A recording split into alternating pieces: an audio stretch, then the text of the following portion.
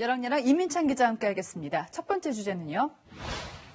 네, 사라진 이 사람, 자리에서 물러나고 더 주목받는 사람이 있죠? 윤석열 전 검찰총장입니다. 네, 지금 사퇴한 지 이틀밖에 안 돼서 움직임이 있기는 좀 이른 시간인데요. 어제와 오늘 자택에서 머물면서 휴식을 취하고 있는 것으로 전해졌습니다. 네. 지난해 12월 정직 때는 반려견과 산책하는 모습이 포착되기도 했는데요.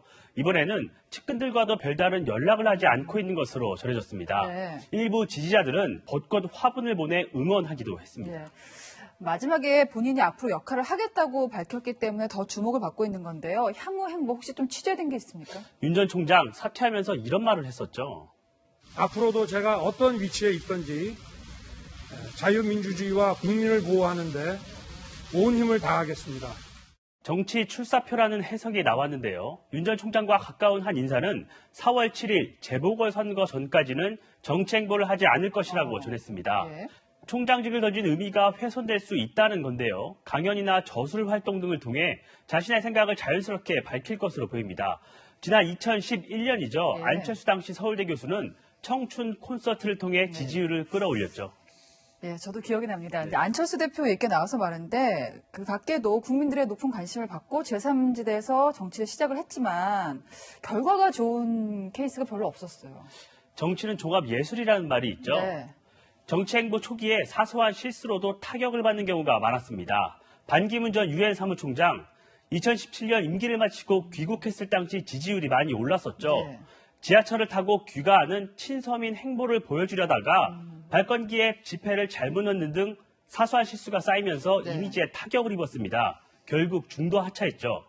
황교안 전 대표도 현충원에서 국기에 목례를 해서 논란이 있었는데요. 그렇군요. 이런 장면도 있었습니다. 이건 어떻게 해서 먹는 거죠? 네, 그 앞에 간장 발라주실 거예요.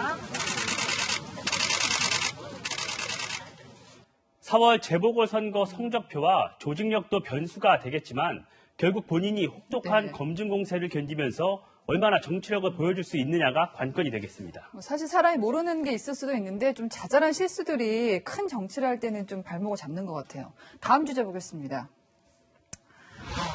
변창흠을 어찌할꼬 지금 변창흠 국토부 장관이 부동산 문제를 해결하겠다고 투입을 했는데 지금 자꾸만 과거 경력 때문에 발목이 잡혀요.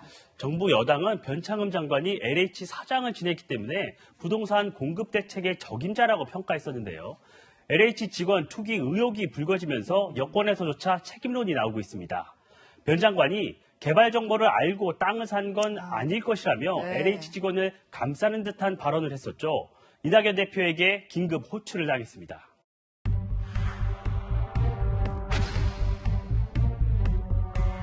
책임의식을 가져야 한다.